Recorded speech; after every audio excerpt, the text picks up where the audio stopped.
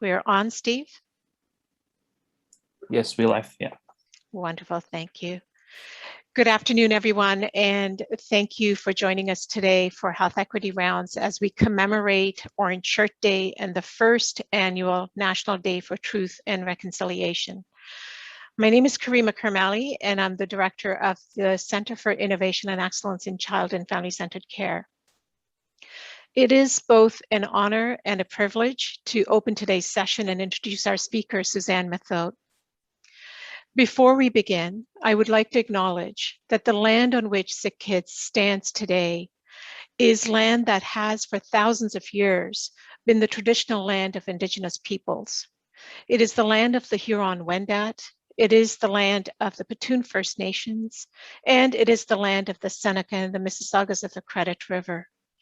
We are so very grateful that we're able to care for children and their families on this land.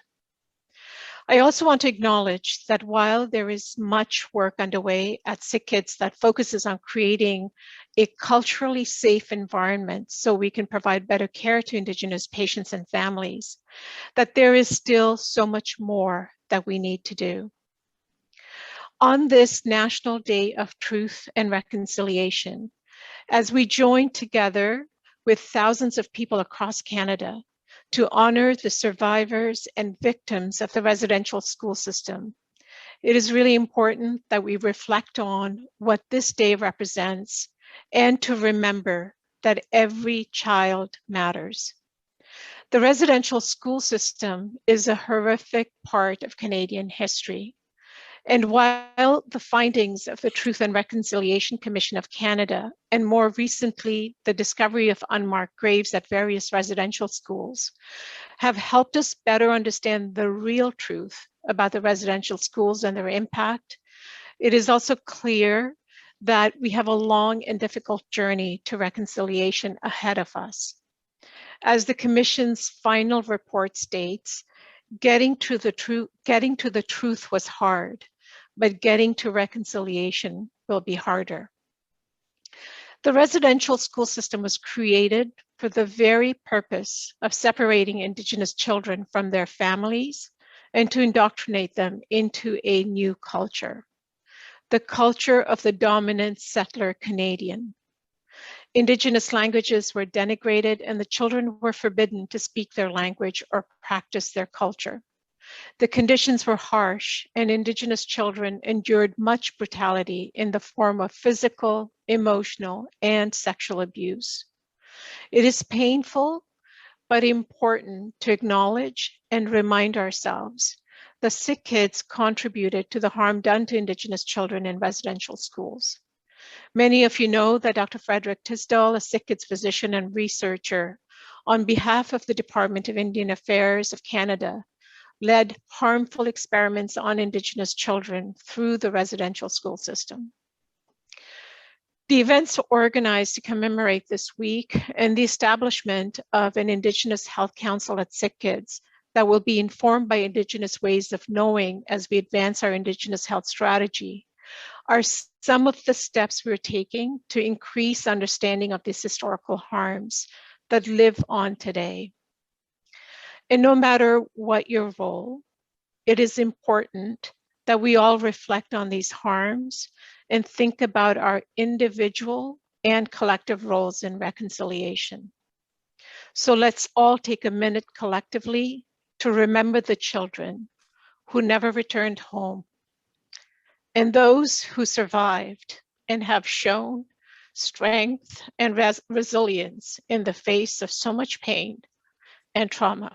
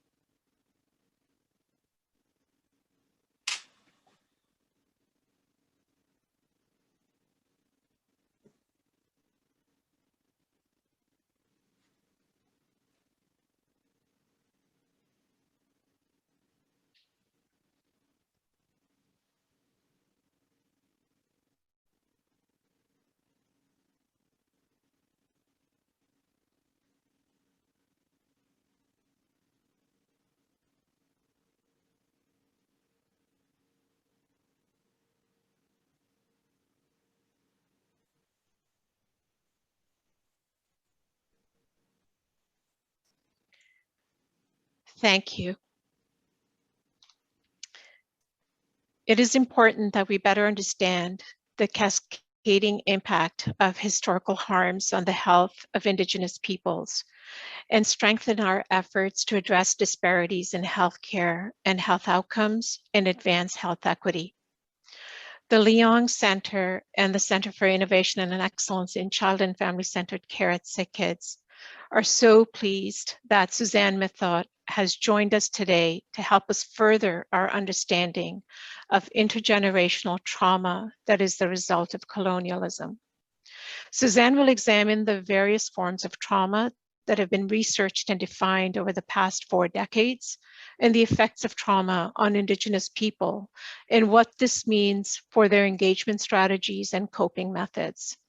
She will discuss the effects of trauma on Indigenous family structure and function, how trauma changes their survivors' relationship with their physical body, and the effects of colonization on personal and collective agency. She will also provide clinicians and staff with concrete actions that can be taken to provide trauma-informed care and support Indigenous approaches to healing and wellness. Suzanne is the author of the nonfiction book, Legacy, Trauma, Story, and Indigenous Healing, and co-author of the secondary school textbook, Aboriginal Beliefs, Values, and Aspirations. She's a social historian and speaker on pedagogy, Indigenous approaches to health and wellness, trauma and healing-informed practice, and decolonization. She's worked in advocacy and direct service positions at Indigenous agencies since 1992, using Indigenous culture-based approaches to serve community members who are marginalized by racism, poverty, homelessness, health status, addictions, mental health challenges, crime, and victimization. She's also a former board member at the Queen West Community Health Centre in Toronto. Suzanne currently works as a consultant to the education and healthcare sectors, working with school boards and organizations, including the Center for Addiction and Mental Health. Now that's just a very short version of her bio, which is extensive with many, many other accomplishments. Born in Vancouver and raised in Peace River, Alberta, Susan is Assiniwachi Nahiyo, Rocky Mountain Cree, of mixed Indigenous and European heritage. She currently lives on the unceded territory of the Snuneymuxw First Nation near Nanaimo, BC. Astrid Gutman, who's the co-director of the Leong Center, will be facilitating a question and answer period and discussion following Suzanne's talk. And we encourage you to enter your questions into the question and answer function on Zoom as Suzanne speaks.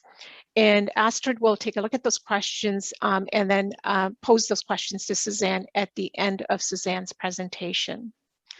Suzanne, we're so pleased to have you with us today. Welcome, and over to you. Thank you. It's such an honor to be with you all today. I really appreciate the opportunity. And what I'm going to do is I'm going to back up a tiny wee bit and kind of, I know it's kind of like reintroducing myself in a way, but usually when Indigenous peoples gather, we do introduce ourselves in terms of our connections and our lineage and our connection to the land. So I promise I'll be short. Sometimes that's not always possible. You get a group of us, first half an hour is going to be intros. But I'll try to be short this morning, and then I'll slip through those slides, and we'll have a discussion at the end, as Karima just said. So to introduce myself, I would say Tanse Suzanne Sigason. That just means hello. My name is Suzanne in Cree. As Karima said, I am a Assiniwachi Nahiyo, Rocky Mountain Cree, and I'm from a place called Sagatawa. And in the Cree language, that means the place where the rivers meet. It's the meeting place of 3 different rivers, the Mighty Peace, which starts in the Rockies in BC and flows through Alberta, the Heart River that comes from the east, and also the Smoky River, which begins in the Rockies sort of south around the Jasper area, which is sort of the most southern part of the Rocky Mountain Cree Territory. And then Sagatawa up by what is now known as Peace River, Alberta, is sort of the northern part. And so that's where I am from and where I am connected on this place. And I always try to get in a little mention to, because I'm an historian, to say that Northern Alberta is actually covered by a treaty, Treaty 8, but there were many Indigenous groups that did not sign Treaty 8. And they have been struggling to get government recognition and to be included as per their particular, nationhood wants for decades and decades and decades. And the Rocky Mountain Cree never did sign a treaty. We are non-status and non-treaty. Our communities are still in the mountains. Many of us have married into other Cree communities, including, Musqueam and other reserve communities. And many of us are urban-based as well. We were removed from the Jasper area, of course. I hope you know it's coming, if you know your national parks, when Jasper National Park was created. 1907, we were removed from the Jasper area by the government of Canada. So that's my little kind of intro. And what I'll do is I'll start right away. I'll share some slides with you, and we're gonna, no pun intended, because we're on Zoom, I think, I'm gonna Zoom through these slides. We only have an hour together, 45, 50 minutes, and then we'll get to our questions. So let me get my, where is it now? Of course, the moment that I go to share screen, I can't find my slides. Of course. Why is that? Because it's Zoom. There it is. I just closed it and re-shared again, and all of a sudden it's there. That's fine. So let me go into, Nadia showed me this trick. Aha, there we go. Present review in a PDF. So that is actually Sagatawa. So that is where I am from. I wish we could just spend 50 minutes looking at that, but there you go. I wanted to start with some of the numbers, because I want to make sure that we're all on the same page. Some of you may be very familiar with these numbers, some of you may not. So, and I get all of my numbers from, Stats Canada or, the Urban Indigenous People Survey, good, reliable sources. And they're the most up-to-date sources that I can find. The Correctional Services of Canada also does a lot of good work. Native Women's Association of Canada, these sorts of organizations have a lot of research that I'm lucky enough to be able to access, that they make available to folks. So for Indigenous peoples, our death rate is a lot higher. It's 3 to 4 times higher. Injury and death for our children, those who are below 5 years of age, is 5 times higher. That is shocking. Our infant mortality is 2 times the national rate. And I'm sure you've heard of the suicide crises in many communities. So our suicide rate is 2 to 3 times higher, and in Inuit in the north and northern Quebec and across the north, it's up to 10 times higher. The World Health Organization has said that this is the highest suicide rate in the world. Diabetes is 6 times higher. I'm sure you're very familiar with the crisis of diabetes in terms of Indigenous healthcare. We also have a high rate, as you probably know, of chronic kidney disease. CKD is 2 to 5 times higher in Indigenous populations. Our rates of disability are 2 times higher. Tuberculosis, and a lot of these stats, of course, I should say as well before I plow through more, it also depends how you measure them, of course. If you're just doing, 2 communities and comparing them regionally, if you're doing national, a lot of these stats are Stats Canada, so this is going to be a national look. So tuberculosis is 17 times higher. In some communities, there won't be any tuberculosis, but in some communities, there are such higher rates that then when you do the national studies, this is how the stats turn out. We also have, as you might know from many of the publications from the Truth and Reconciliation Commission and some of the papers that they've put out, the Aboriginal Healing Foundation as well, National Collaborating Center on Indigenous Health, we have rates of depression that are 2 times higher as well. I personally think that's a little low. I think there's a lot of undiagnosed depression, PTSD, but we'll get there. And life expectancy is still 10 years lower for Indigenous peoples. Again, shocking for a country like Canada. I wanted to get immediately to Indigenous children as well, because of your work. So Indigenous children tend to have incredibly high rates of allergies. I had adult onset allergies myself as a result of like system-wide inflammation. So there's really high rates of allergies, really high rates of asthma. There's a part of me too that also wants to say, as we discuss this slide, that these are sometimes the labels that are put onto some of the physical effects of trauma that we see. So I know myself, I was once told by a practitioner actually, and it was during a phone consultation. It was the weekend, I understand, but she offered to get me an inhaler. And I remember looking at the phone and going, I don't need an inhaler, I don't have asthma. But it was a whole bunch of other things that were actually the physical impacts of intergenerational trauma that my body was telling the story of. So again, we do have high rates of asthma, but I wonder if all or some of those are actually asthma. I know as an educator, having taught in public schools, both with non-Indigenous and Indigenous children, that there are a lot of speech and language difficulties. We also see high rates of skin issues, eczema and such. Oh, I myself had chronic ear infections when I was young. The most painful thing, as you know, to experience. It is horrific. We have really high rates of ear infections, and there's been a lot of scholarship on that. You know, is it the eustachian tube? Is it, you know, drinking dairy when we didn't historically do that? There's been all sorts of different theories around that. An elder once said to me that, you know, we have high rates of ear infections because our children hear their parents argue so much. And I'm like, you know what? I believe that too.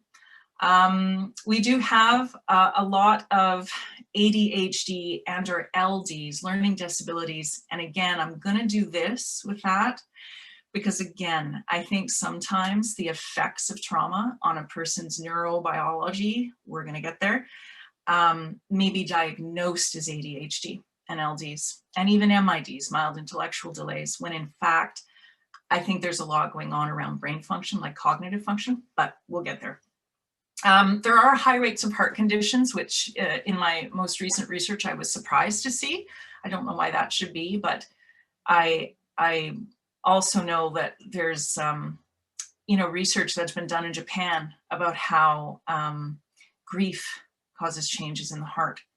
So, okay, I understand that as well. I myself went through this stomach and intestinal disturbances as a result of being in survival mode, not being in your rest and digest system, yeah, your proper nervous system.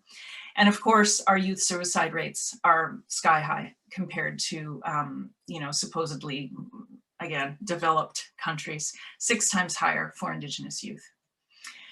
So now that I've started with that, I want to sort of give us a little bit of a check-in here around the fact that I would never pathologize my own people. I've worked at the community level for over 30 years now. Indigenous peoples are adaptive, creative, intelligent, amazing.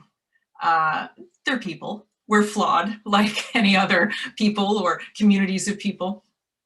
We're just people. We have conflicts. These things happen. But, you know, I wanted to start with the reality because it grounds us in what we're talking about when we talk about colonization, colonialism, and the effect that it has had on Indigenous peoples. I need to start with those numbers. So for some people, those numbers will just confirm the myths and stereotypes, you know, that somehow we weren't able to, you know, have good health and need to be helped in some way. That would be unfortunate. I hope that we're moving out of that sort of viewpoint, but I know it's going to be a process to get away from that viewpoint. So what I want to do today is kind of bring us to more within the context of trauma theory, which is that Indigenous peoples have unresolved emotions connected to traumatic events. So terror, anger, grief, and loss. Many Indigenous peoples, and I can speak for myself, for my family, for the folks I've worked with, families and individuals, for communities I've worked in, organizations I've worked in. As I said, we're creative, intelligent, adaptable, resilient, and amazing folks, but we are also not served well by colonization. It has not had a good effect on us. It's been very bad for us. So because of colonization, we are also, many of us, in a state of distress and dis-ease. And we'll get to disease and dis-ease later when we talk about Indigenous ideas on health and wellness.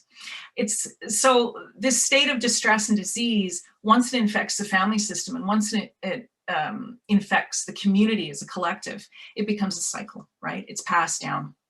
So I want us to sort of start thinking today around health as both cause and consequence, that there are complicated cycles at play here, and I want us to sort of think about where things began and with what and how we get back to a state of health and wellness. So that really means we have to reframe the question, right? So instead of asking what's wrong with you, which is looking at the symptoms, what's wrong, what is the patient, I mean, of course we have to look at what the patient presents, of course. But those signs and symptoms, yes, that's indicative of a body out of balance, a person out of balance. But the real question we want to ask, because that can sometimes be blaming, like what's wrong with you? It can be pathologizing. We really want to reframe the question and ask, what happened to you, right? We want to know the causes of those symptoms. We want to explain why the patient is presenting with these signs and symptoms. What can explain, the effects on cognitive function, on the physical body, right? Before I go any farther, I do want to get to this idea as well, which is that we don't hear it as much perhaps now as maybe we did in polite society, but I know apart from, the CBC and certain other places that have been instrumental in changing the narrative in Canada, there are still a lot of folks who say this, which is that, can you all just move on already? Like, my people, suffer genocide back in blank country, or my people, we've worked just as hard and my parents were, and you know what, all of that is valid. Our stories matter, but here's why Indigenous peoples can't move on, right? Because colonization, which I consider to be like the historical events and the big kind of government events of like the actions, and colonialism, which is the ism, the thinking behind everything, behind privilege and access and marginalization and support or no support or funding, anything like that, colonialism, it's ongoing. So this idea that something happened in the past, and I've even heard it this morning with the new National Day, and it was on the CBC, that it was something about, events from our past. Whoa, no. Full stop, still going on, okay? And we saw that with the recent Cindy Blackstock decision. If you don't know more about that, we can talk more about it, but the decision around Indigenous children being underfunded, right? These things are still happening.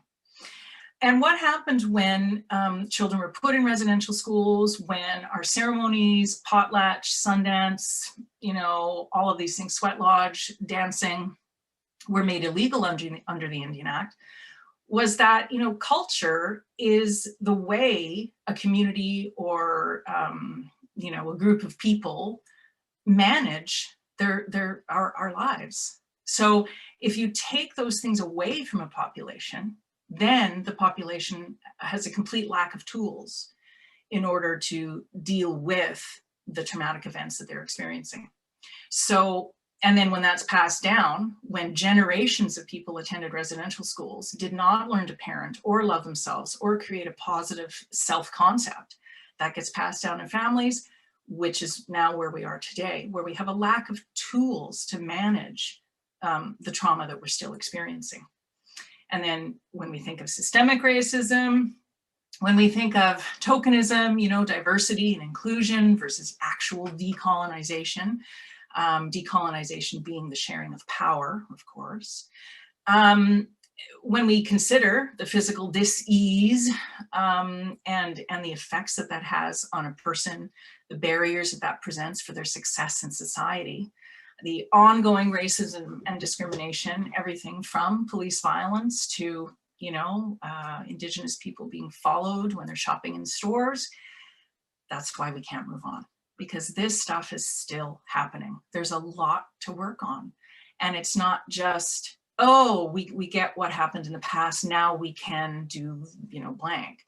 It's a lot more complex than that. And one institution, one person in a job, of course we can't do all of this, but we need to know all of this so that we know how to work together and across organizations and jobs to get this work done in a meaningful way. So let's go right into, I'll check my time. Ooh, okay, I'm gonna start zooming now. So I know a lot of folks still don't really understand or kind of believe even that trauma exists. Like, again, isn't that just life? So let's discuss that. The American Department of Substance Abuse and Mental Health, it's a federal department, defines trauma as an event, series of events, or set of circumstances. So experienced by an individual which is physically or emotionally harmful or life-threatening, and which has lasting adverse effects on the individual's functioning and on their well-being in a holistic way: mental, physical, social, emotional, and spiritual. Okay, that's one definition. This is what I've kind of come at when when I did my work on Legacy, the book. And this is very much informed by the work of Judith Lewis Herman, who talks about complex trauma, and Bessel van der Kolk. For me, trauma is overwhelming. So that's the first thing, is that it's this intense physical and psychological, it's a stress reaction to an event that is completely overwhelming. And at that point, because it's overwhelming, it just exceeds the individual's ability to cope, or the community's ability to cope. We'll get to the types of trauma. There is actually individual and collective trauma.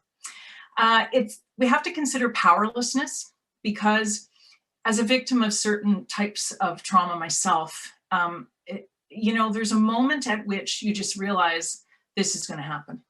I can't stop this. So that powerlessness, and then how that plays into the survivor's life afterward. Helplessness is related. There's, because you become very confused, like, why couldn't I stop that, right? Or you become very angry, enraged at yourself. And, you know, if we take it the psychiatric view that depression is rage directed inward, I think that's why Indigenous peoples have a very high rate of depression. You're unable to function in the face of the threat, but that confuses you and it enrages you, because, like, why? Shouldn't I have been able to save myself? That then plays into feelings of shame and self-loathing, which I know I had when I was younger, and so many people I've worked with in the Indigenous community have. You know, I should have stopped that. I should have, you know, fought back, or I must have done something to cause it. All of these really completely incorrect ideas, but you internalize that. And I've talked already about the fact that trauma changes the brain. So as I just said, there are different types of trauma, and you might kind of see a lot of these titles. What are they? Types of trauma discussed at different times. So I did want to sort of quickly discuss the difference between them. Historical trauma, that's used a lot in the US, whereas in Canada, we tend to use intergenerational trauma. But actually, for me, I see them as being two different things. And this comes from work that CAMH has done as well on all of these different types, because for those of you who don't know, PTSD was really the first kind of trauma-related diagnosis that appeared in the DSM. I think was it 82, early 80s. But since then, in the intervening decades, there's been, scientific and psychological and psychiatric research, medical research. We've got the famous Kaiser Permanente adverse childhood experiences study. There's been a lot of work done on these types of trauma. And so these are how we've arrived at all of these things over the last few decades. So historical trauma for me is events of the past. Because all the residential schools are closed, we could consider residential schools historic trauma or historical trauma. Intergenerational trauma, as I've mentioned before, is that cycle within families and community where, things are normalized. Once you experience trauma, certain patterns of behaviors, responses, changes in neurobiology, those things happen. Then once it becomes normalized and you think that's just the way life is, you pass it down in families and communities. Then there's complex trauma or CPTSD, which is not in the DSM, but is becoming more and more well-known. That's the work of Judith Lewis Herman. And that really relates to control and subordination. So traumatic events experienced while under control. There's also developmental trauma. Again, not in the DSM. I don't know why, what the resistance is there, but there's a National Child Traumatic Stress Network down in the Straits that Bessel van der Kolk has been involved with. And so developmental trauma really speaks about the effects on a child's developing brain as a result of childhood trauma, which is usually an interpersonal type of trauma and usually committed by parents or caregivers, and what that does to the child's, cognitive function, sense of identity, coping skills, that sort of thing. Secondary traumatic stress is when a partner when you live with someone who has PTSD, or your children can sometimes take on those things. It's not necessarily intergenerational, but there's things that happen when you're around someone who has experienced trauma. A lot of people get that. It's used interchangeably sometimes with vicarious trauma, which is what happens when helpers deal with folks who have experienced trauma and themselves start getting really weighed down by those stories and being in that person's reality. I think they are similar, but I think vicarious trauma really does apply more to the helping professions. And then, of course, as I mentioned, there's collective trauma. Collective trauma can be like a natural disaster or experiences of genocide, forced migration, that sort of thing, where an entire community or people experiences that trauma, right? So there are different types of trauma. All of them are indeed real. They are researched and being applied to individual health and in other ways as well. So I want to quickly get into a little bit more detail about CPTSD, because it is the thing, and I made this case in Legacy, that I think applies most I guess it's the most accurate way to describe the Indigenous experience in Canada. So it's really that idea of its prolonged trauma within, as I said, subordination, the context of subordination and control. It's also interpersonal trauma, where a person's boundaries are invaded, where, racism, discrimination, the types of abuse that happen in some foster homes and in residential schools, it's a real invasion of a person's boundary, sense of self, right, and being under control. So this results in not only unease as a result of all those overwhelming emotions and the powerlessness and the helplessness, but that eventually turns into a loss of identity and a loss or a lack of agency. Because when you're under control, as Indigenous peoples have been and are with the federal government or with the dominant settler society, it affects your self-perception and it affects your ability to say, well, I'm going to do this today, Well, if there are all these barriers to the employment market, or if there are all these barriers to being an entrepreneur, or hunting and fishing, or whatever it is, or succeeding in education, that's going to affect not only who you think you are, but your ability to create change, right? And then you internalize that, and then when you think about the event and the helplessness and the powerlessness, you really internalize, and I know I've experienced this myself, so has my family, this idea that we cannot create change. This is just the way things are. I've talked a little bit about some of the other things there, the shame, the guilt, the self-blame, but I really want to end this slide on this idea of, within complex trauma, there's a lot of the research that Herman did around idealization of the perpetrator, acceptance of the perpetrator's belief system, and rationalizing the abuse that you've suffered. We are still struggling with that as Indigenous peoples, where, there are folks who just, do not want to claim their Indigenous identities, who, are, I don't want to state a particular thing. Let me just say who maybe are not practicing pre-colonial Indigenous cultural ways, and who believe that the systems that were introduced are better, that our ways, Indigenous ways, are pagan or savage or evil, things that they were told, right? So we do have a problem with many Indigenous peoples and communities sort of idealizing what they were told by that control figure.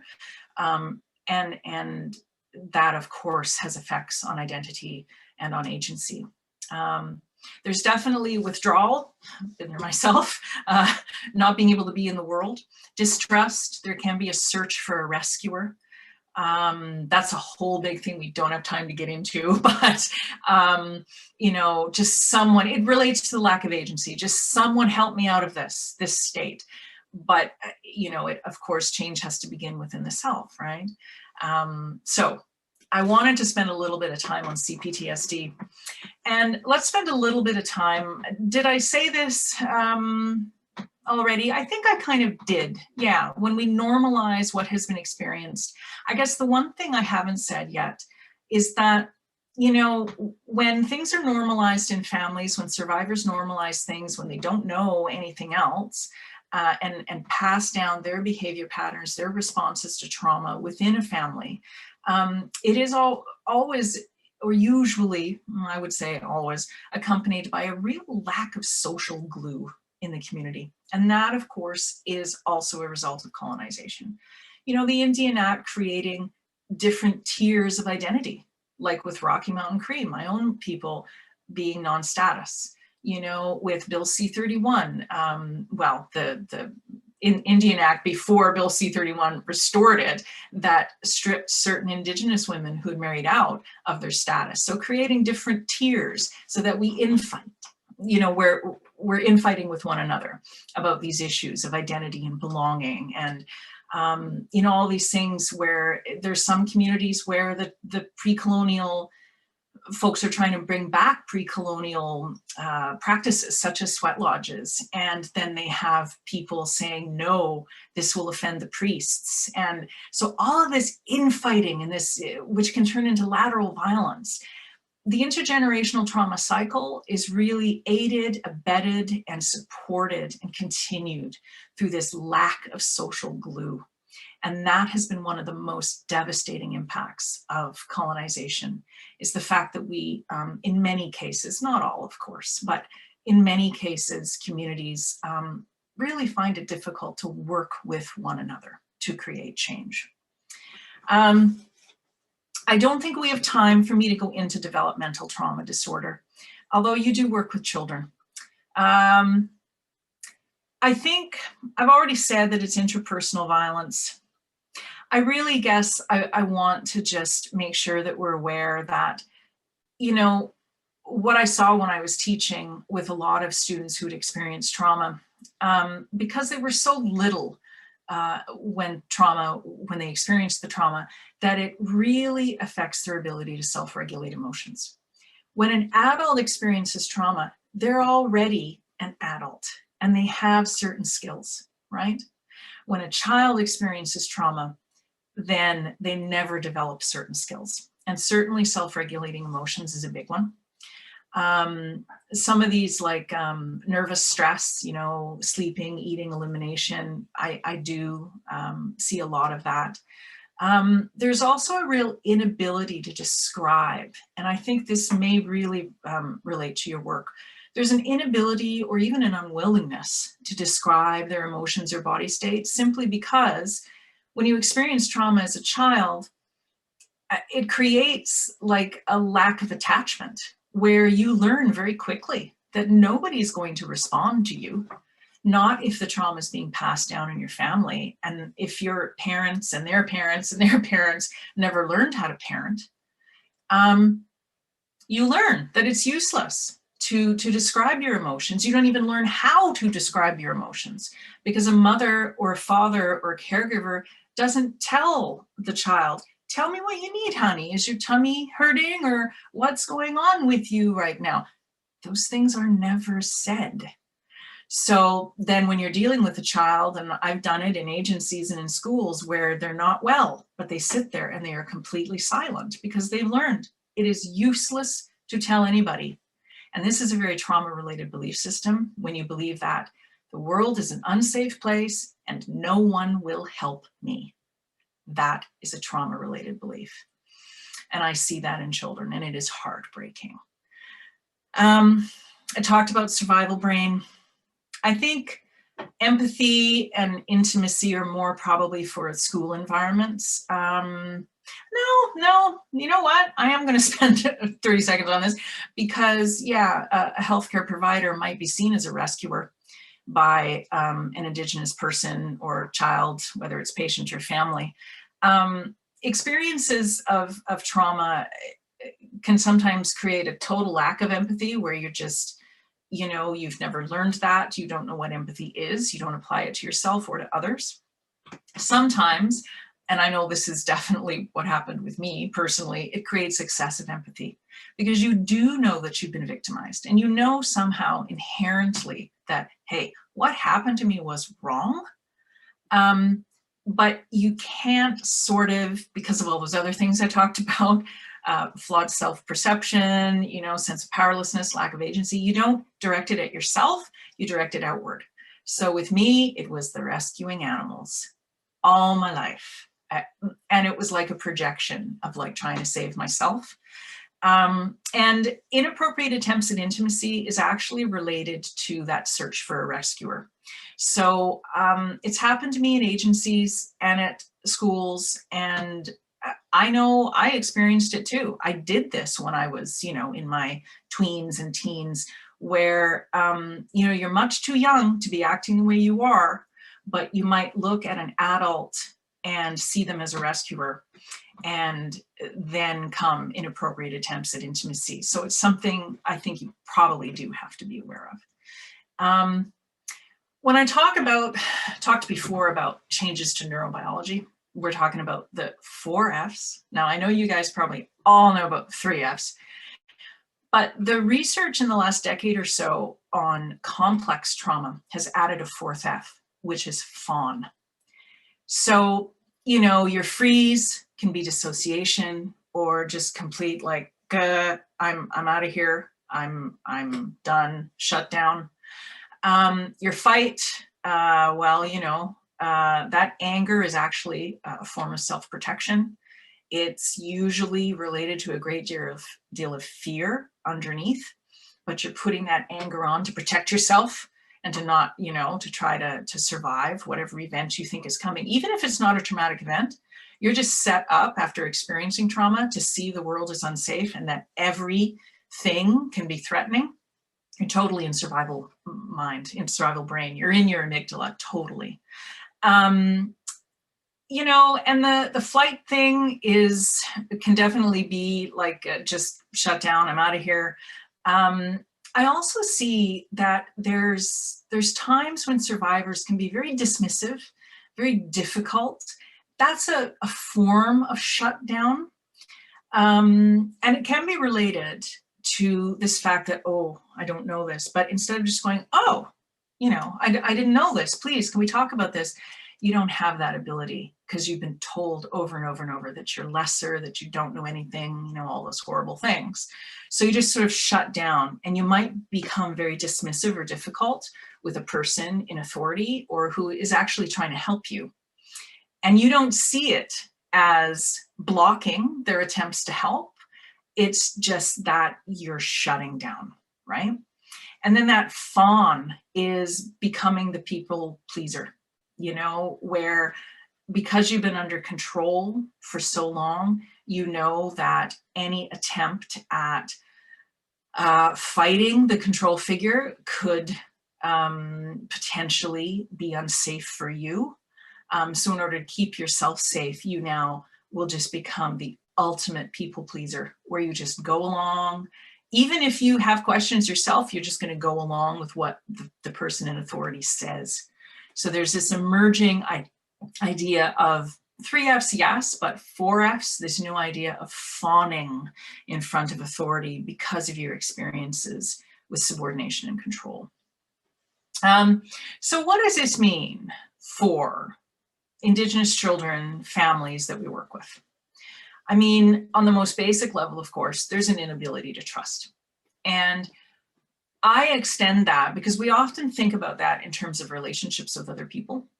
And that's true. Survivors of trauma, again, speaking from personal experience, the experience of my family, as well as folks that I've worked with, you know, forming relationships is really, really difficult when you think that the world is an unsafe place, no one will help me. This person might try to control me at any time, a lack of agency, all of these things. It's really hard to form relationships. But I also widen that inability to trust to the survivor being unable to trust their own bodies, especially if you have experienced the types of trauma that relate to, you know, interpersonal violence. So childhood sexual abuse, domestic violence, you know, anything related to interpersonal violence, you start to see your body as the problem, right? Because you can't afford to see the control figure or the abuser as the problem, right? That's going to put you at risk. So inability to trust their own body. How does that, I've seen it a million ways, how that creates problems for people who are actually wanting to change and asking for help. People with physical ailments or dis-ease. But there we go. That feels safer, even though it seems totally dichotomous to the survivor of trauma. That actually feels safer to constantly question instead of trusting one's own body or gut instinct, if you want. It feels safer to sort of question because you're in that survival brain, and that seems like the way you're going to keep yourself safe, right? There's a lot of self-doubt I've seen in Indigenous peoples and communities that I've worked with.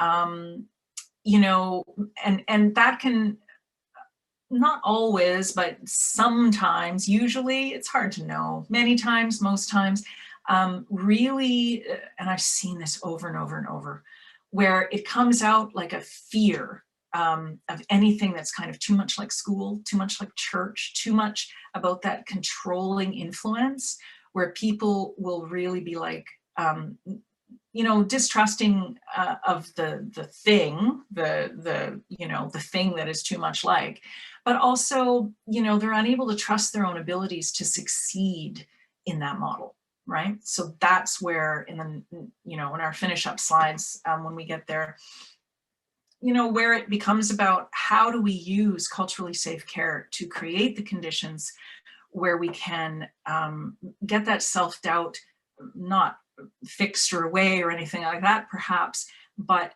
soothe that fear that they will be unsuccessful at this. I already talked about shame and self-loathing, but when we talk about engagement strategies, again, I've seen this over and over again. I dealt with it myself. This belief that you somehow, because you're such, and excuse me, this is the language you hear though, you're, you know, you're so this, or you're so stupid or ugly, or whatever horrible thing you've been told about yourself, that the survivor often believes that they do not have the right to be happy or healthy. And that definitely affects their ability to work with other people, even if they want to change.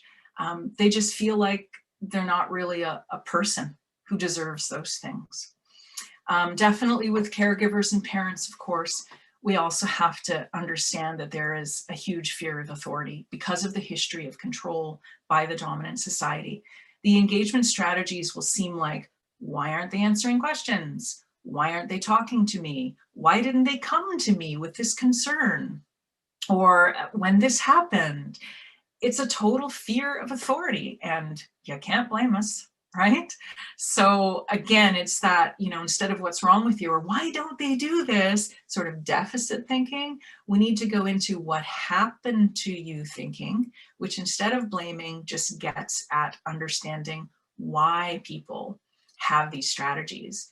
And yes, they seem like they're not working, but to the survivor of trauma in survival mode, this is what does work, right? Is that, if I don't engage with the authority, then maybe I won't lose my kids, right? I wanted to say something briefly. We've only got about 5-7 minutes left, around social determinants of health. So I hope just through what I've said is that we see the difference between trauma and the social determinants of health. And if you go online, I can see her face in my head. What is her name?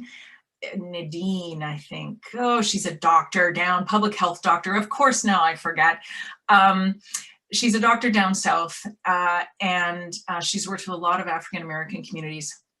And her work, and certainly what I've seen and read and studied, is that we have to stop kind of mistaking trauma and social determinants of health, because in fact, trauma is the cause of a lot of what we see, these inequities that we see, right? So just keep that in mind. Now, let's end with the idea of what is trauma-informed care? What is culturally safe care? And I do want to get through this, so I hope you don't mind. We might have to take a minute or two from our Q&A, but let's see if we can get through it. Again, using the Substance Abuse and Mental Health Department down in the States, they defined trauma-informed care as delivery of services that includes an understanding of trauma. So very basic. You just have to know what we're talking about here, but also an awareness of the impact that trauma can have. So that's across settings, that's across the type of service, and across the different cultural groupings or populations, right? Trauma-informed care, and a lot of this stuff has been from various toolkits online, health centers, my own work, CAMH materials. It's I've rounded it up here on 1 or 2 slides. So other definitions or sort of checklists have said, number 1, safety and trustworthiness. Because of the history of control, especially with Indigenous peoples, that safety and trust is just not there, and it has to be there.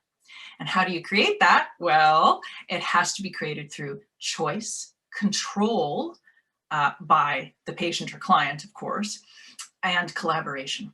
So offering choice, delivering services through collaboration with a community or a family. We need to talk about strengths-based care.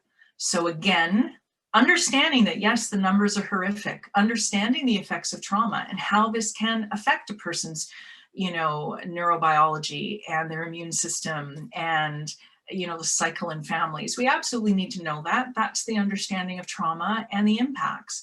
But we need to go back to understanding that Indigenous peoples have survived.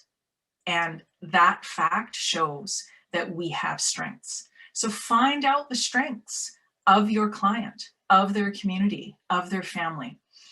Deliver care from within a skills building model, right? Where, yes, there might be things that need to be done, but understand the strengths and do the skills building from within the strengths, right? A big part of trauma-informed care, this unfortunately is where vicarious trauma does come from, is listening. I know myself, and I know from the clients that I've worked with, the children I've worked with, students I've taught, that sometimes people need to talk. And that might not be about what you're doing here today or what the meeting is about. And you might have somewhere else to go. Yep. But if you're going to be trauma informed, you need to listen. And that doesn't mean 2 hours if you do have a meeting to go to. It means listening and then saying, can we talk again? Because I have to go right now. So yes, you do sometimes have to set those boundaries, of course. But listening is a huge part. The bearing witness aspect of connecting with someone, hearing their story. On a very basic level, of course, trauma-informed care is preventing further harm. We don't want to re-traumatize people who have already suffered traumatic experiences, usually across the lifespan. Now, culturally safe care is a little bit different. It was first coined in New Zealand with healthcare providers, nurses, I believe, who were working with Maori people. And over time, of course, both in New Zealand and with more collaboration with Maori people and communities, it's changed a little bit. And then, of course, you know, and this is how this works, which is why I don't really cite anything, because, you know, you take something and then you use it in your own practice and you change it and you add to it and you talk with colleagues or your, you know, communities of practice, and it sort of morphs. So a couple slides, because there's a few different ways that we can consider culturally safe care. Number one, and this started with the New Zealand model, is that it's a process of self-examination. It's a process of reflection. And it's really about you, the provider. Culturally safe care is not at this stage, at its most beginning root levels, around the patient or the client. It is about you as the provider, self-examination and reflection. And so you might say, well, reflecting about what? Reflecting about the impact of your culture on your practice. And this can be fascinating discussions that you can have within communities of practice and across, you know, communities, because, you know, I know a lot of Black and Brown people who are newcomers or second, third generations to Canada, and they say, well, we weren't settlers. Oh, let's discuss this, shall we? So it can create some interesting conversations around histories of colonization in other countries where people may even have come from. And then what are they bringing to their lives in Canada and their practice here? So really, really fascinating processes of self-examination and reflection. It definitely means, through those things, understanding the impact of your culture, your experience, it definitely means creating a very critical consciousness and a self-awareness about power, right? Who has the power? Both societally in this organization, in terms of you and your management, in terms of you and the patient, in terms of the patients and the family, and all of that stuff. It's not just patient and provider, but it's how does power manifest in all of the relationships in which we find ourselves, right?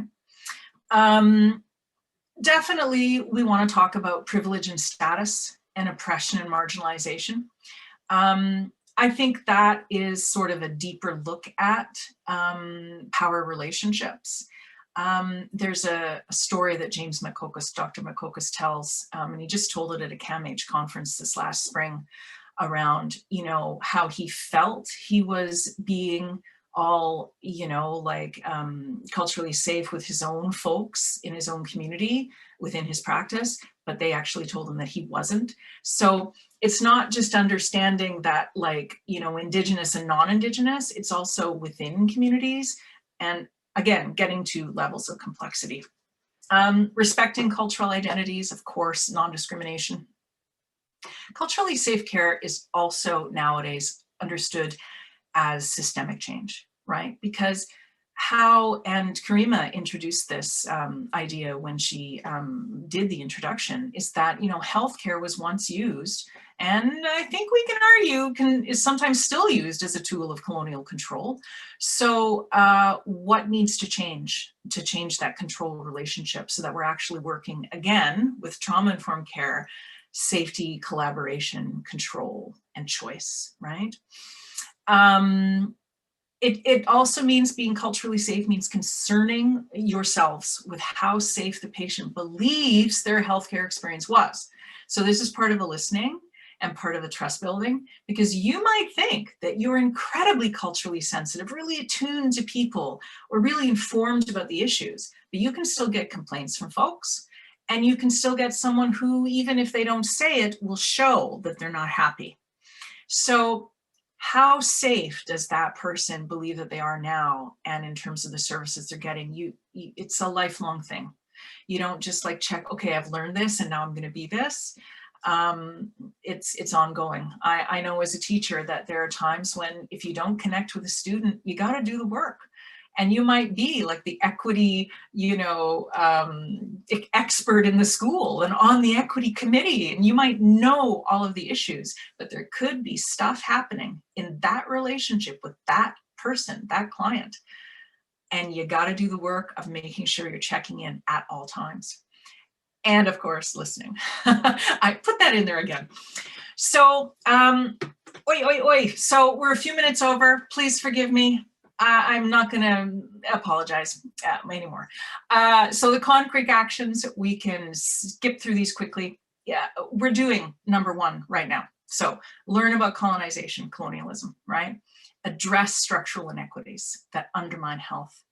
I've already said this, learn about the patient's background, work to understand how this affects their needs, both trauma and just the history of their communities, their families. Ensure that patients and families can actually identify whether they have achieved safe healthcare, right? Because we're not the experts. We don't know if we're sick, okay, this doesn't feel good, or what did they do? Like, there has to be some sort of, whether it's full-on collaboration or community-informed parts to the practice, right? Where people can actually be led into like the expert knowledge so that they can identify, did that happen or not, right? Evaluation forms, information forms in various languages, and definitely in a plain language version as well. Doctor speak is interesting. I love reading it, but if you're dealing with folks who have a history of control and who may think that, because they've been told that they're lesser or inferior, or heaven forbid, it has happened, in the school system, people are told they're stupid, they're this. You need to make sure that these things are accessible, right? In terms of actually dealing one-on-one with folks in clinical practice, do not assume that a procedure or examination is routine. Do not assume that. After, and I've been quite public about the fact that I experienced childhood sexual abuse. I remember as a 15-year-old going in for my first pap smear, and the guy didn't tell me what to do. So I was standing there. I didn't know to put the paper on me. I didn't know to get on the table, right? You have to explain things because people don't know. Observe body language. Ask if you can make them comfortable. Sometimes these things are forgotten. Also, choice. Remember that part from trauma-informed care. Tell them that they can tell you to stop at any point, because it has to be their choice, right? Whether it's a procedure or a long-term, like a relationship, a thing that you're doing, right?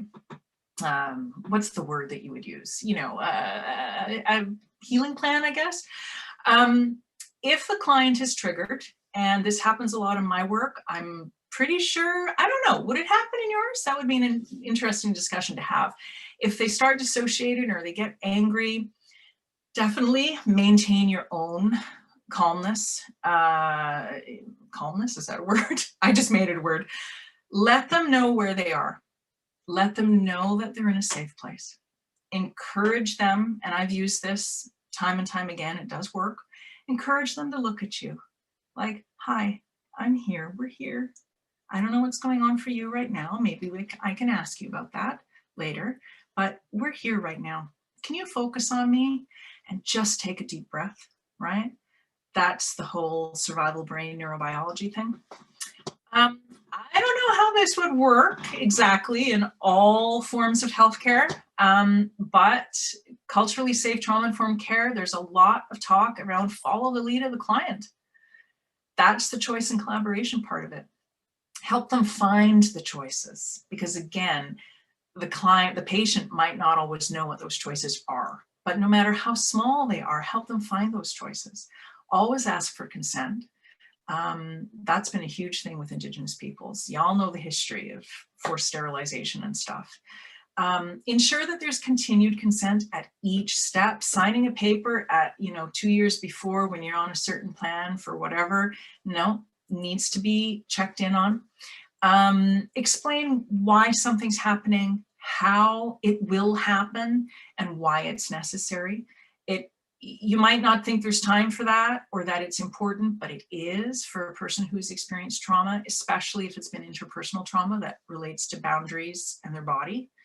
Cross-generational services are huge. That can also come into, ask them if they want someone to be with them. I'm sure with children that they always do have someone with them, but I'm not sure. Do you have folks coming down from communities that aren't necessarily with caregivers? That would be an interesting discussion to have. And yeah, I know you're a hospital and, but there are social service workers, I would assume, and I know that many clinicians wouldn't think that this is their job, but at some point we have to screen children and their families for all of the things that result from trauma and colonization and how that's going to affect their ability to continue with the healthcare plan, right? And the last thing I would say is prescribe with poverty and food insecurity in mind. And if the patient is at end of life, ensure that there are safe processes for families or communities to complete the ceremony and to complete death protocols. There are things that need to happen, right? If they don't happen, that can lead to another further traumatic experience, right?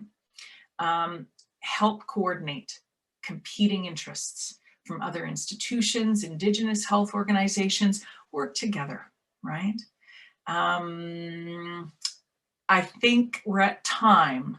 So I think the important thing on this slide is know community organizations in the Indigenous community, know the healthcare organizations, programs at CHCs, and understand how to support families, how to take the funding, how to take the resources that you have and really put it towards supporting families. And yeah, remember that it's not a one-way transaction. Make sure that it's not just your agenda. Again, choice, control, collaboration, right? And that can come down to little things even about your setting, about doors being open or not, about chairs being close to the door, about people who have experienced sexual abuse in childhood often have a fear of being in the supine position on a table. How can you position that client with pillows or another way to do the examination? These things are really, really important. And I better stop there. We won't get to the Indigenous ways of understanding health and wellness, but next time, maybe I can come back another time. I would end with self-determination is important. That's part of choice, collaboration, and control. And okay, there's my contact info, and I'll have to be quiet now because I know I've gone over time, so thanks for your patience. And I will stop the share. Thank you, everyone. Suzanne She-McGwitch, thank you very much. We also don't want you to stop and would love, you were, and actually one of those been monitoring the chat box and, also many, people's comments, which basically say we would love to continue to listen to you. And really this is this is your life's work, huge amount of research and expertise, but also your personal experience that you bring in, it's just really enriching. If you were okay, we would love to have your slides. I just feel like there were things on every one that feel actually really, really deep. A lot of them really stuck with me. And I mean, I don't want to go on forever, but the reframing of the what's wrong with you, but what happened to you, again, as a clinician, that really stayed with me. There are just because when I can't remember a name, it drives me crazy. Nadine Burke-Harris, a few people. Harris, yeah. Burke-Harris, so there you go. Your face in my head. Yes. And then actually, the first comment was, it was really interesting when you brought up the connection with like, why would there be more heart disease? So one person put in that there is a syndrome, I haven't heard of it, Takotsubo or broken heart syndrome. But I would say too, I've been reading quite a bit about a lot of American scholars who are really starting to be more critical about these associations of rate, of actually hypertension in Black people, and some really interesting studies about the fact that this is probably much more related to discrimination than any genetic or other kind of biological features. So I think that's all. And I agree with that too, with our rates of diabetes. I take your point there as well, because for a long time, it kind of sounds like maybe it's a positive thing, the feast or famine gene, but I think it is really pathologizing. And it sort of in a way blames us for, and it's like, no, I think the effects of colonization. I had an elder tell me once that it's because it's about our sugars, and the pancreas and all that, and the endocrine system and all this, that she felt that it was like a failure to enjoy the sweetness of life that was causing this stress in the body. And then an inability to handle joy or happiness, or to, instead of being open to experiencing joy and happiness, trying to get that through food as a replacement. Like, she had some really interesting ideas. So, and I know for some Western practitioners, that's like woohoo stuff, but I take your point. I think we do need to start working across our knowledge systems, you know? For sure. Yeah. I think good Western practitioners know there are great limits to what we do, hopefully. I'm just curious, Suzanne, because do you have a few minutes to stay on, or do you have a hard stop at 1:15? No, I do. I do have at least 45 minutes. Yeah, so we're good. Okay, because I've just been told, and I know some people who are on here probably do have to go to clinic and other things, but if you're okay, there are a few questions. Sure. Yeah. So whoever can stay on, please feel free to. And I had just an overarching question, which, because you're really talking, about for us as people within an organization, as professional, you're talking about a transformation, both, I think personally, in the way in which, if we're clinicians, in the way in which we care for children and families, for those who are researchers. And Karima talked about how we're trying to commit to that as an organization. I'm just curious, do you know any examples of organizations that have really transformed themselves that we could, just, I think sometimes it's helpful to understand, how it's done, and we have a council, and we have some first steps, and I think we'll go there. But I'm just curious if you know of an agency or an organization that's done this incredibly well. Let me think, because I've worked with, because I'm a Gen Xer. I bounced around contract to contract, agency to agency. I think, it came to me first, and then I thought, think of another one, but it's come back to me. So I'm going to trust that instinct. I think the Center for Addiction and Mental Health, no, they don't pay me to say this, has done a lot of work. I should say, I think Karima said it in my intro, that I have done consulting work with them. I do work with CAMH, but as an outside consultant. But I do think that CAMH has done a lot of really groundbreaking work that has now resulted in their Shikabe Makwa department. But before that, for the last 10, 15, however many years, where they were one of the first institutions that had a sweat lodge in their backyard at the former facility. Is it still former? No, they're still there, right? On Queen Street, right? On Queen Street, yeah. Yeah. And so when I think about the differences now with, how equity is understood, and how working collaboratively, as we've just said, across, okay, well, this is my knowledge, from my, postgraduate work in whatever, and this is the knowledge systems of the elders, and to be able to work together. I mean, if you probably ask some of the people at CAMH, they'll tell you, well, the work's not done yet, because institutions being what they are. I have no insight to that. What I have seen is that they are making a difference for Indigenous peoples who are accessing care in that institution. That's how I see it, is that it's been long, it's been hard. I know that there's been some bumps, but that, there's been ways that, it's the difference between then and now, I think is huge. And I think that comes from collaborating with Indigenous communities, having the, beyond the advisory council with elders and knowledge keepers, although that is super important, it was hiring Indigenous staff, and hiring Indigenous staff who maybe were not mental health workers. Maybe they were social workers, maybe they were educators, but they were seen as folks who had knowledges, who had lived experience, were brought in, and that has now made its way rather seamlessly from the outsider's point of view. Again, an insider might tell you a little bit of a different story, but yeah, I've seen it happen there. And I've seen it not be an instant process. It's taken a while. And I think we all need to be aware that this is not going to be instant checking off the checklist work, right? It's going to be decades in the making. So, yeah. Oh, that's great.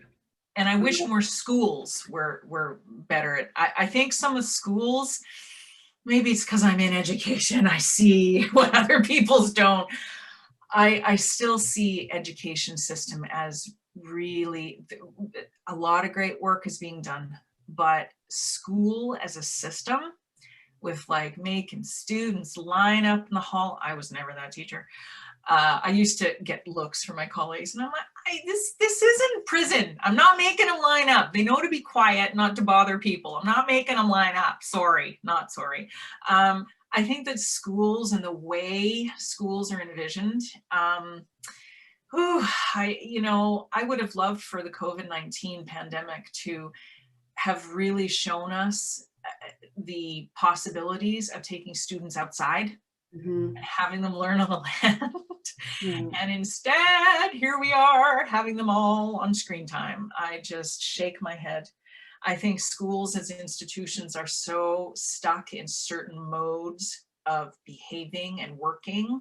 So that, I think, why I bring that up, not that you're educators, or not just to put down a system that I work in, but merely to say that there are certain ways in which institutions function as bureaucracies, and as this is the way it's done, that we really, I think that's the challenge, is how do we make this function better for people and for staff, and I don't know how to do that when it's so entrenched that this is the way it's done. I'm not sure I or anybody has, but we've got to do it.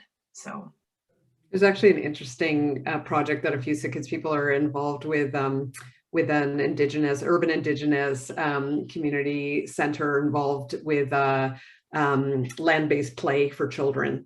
Very much came out of COVID, and very much around, we need to get kids outside and playing, but because they serve mainly First Nations, I think, but some Métis children, and really bringing that part. And it's a beautiful, and it's been a really interesting program, and there's going to be some evaluation, so yeah, very interesting. Yeah, if we can get that published and out there, and then people will see that, oh, I can do this and it'll work, right? Yeah, that's fantastic. Sure. Yeah. A lot of comments, I think, are asking about, resources, and maybe we can circle back, and the office, Karima's office can circulate that to the whole community. Yeah. One of the questions came up a little bit around how do we, what are best practices around integrating Indigenous children into research, and doing that in a way that's culturally safe. Yeah. That's not an easy topic, but Yeah, that's a huge topic. I mean, I think it does start, I mean, I can't assume any of you or all of you have read this book. Are you familiar with the book Research is Ceremony? It's on my shelf. Wait, is it behind me? Where is it? I think it's on my other shelf. It's by Sean, is his last name Wilson, but the book is called Research is Ceremony. And it's a short little book. So it's not, you know what I mean? We're all busy and we still have to do the work. But it's a nice little book, and it is still like, it's a classic. It's at least 10, 12 years old. And it is just a classic work in terms of, you know, this man working in a system, being an Indigenous person, having children who are Indigenous, but how do you make that work in terms of researching in communities or with Indigenous peoples? It's really, for me, a foundational text. And I do have, like, the First Nations Health Authority out here in BC. They just, you know what, I have it here on my desktop, it's in my folder. They just released, a policy statement on cultural safety and humility. It's available online as a PDF, but I can certainly send you the PDF link, or, you know, Nadia's office or whatever. Yeah, that would be great. And again, I don't think that's too long. It's only 24 pages. So there's like some foundational reading that will not, you know, require you to, like, you know, re-enroll in school. I do think that these knowledges are a good place to start. The reading is a good place to start. In terms of actually doing the research, I mean, I'm not really that type of researcher. I'm more of a storyteller. Like, I see things that happen and then I put them down as stories, right? And I kind of use them to illustrate things. So I'm not sure I'm the best expert on that, but I know that if you read Research is Ceremony, and if you look at the FNHA policy statement, they have a lot of resources, of course, at the back. And when they you know, cite their sources as well, that will help you then get the information you need to be able to do that. Because I don't necessarily think I have any insight over and above what they would have on that. So, yeah. No, that sounds great.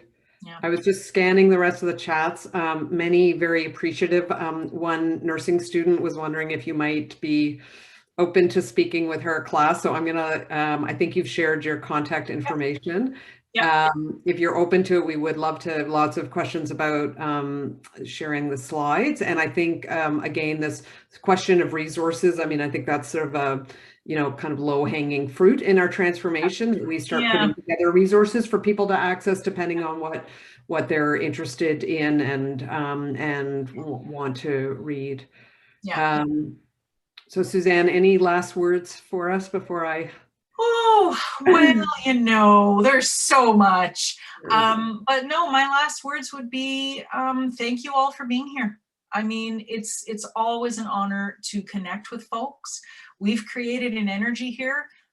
Whether, you know, quantum physics tell you that, you know, virtually, or whether we're in person, the connection is real, right? So just take this, like, energetic, I guess, I don't want to say feeling, because it's more than a feeling, but take this energy that we've created today and go forth and create change.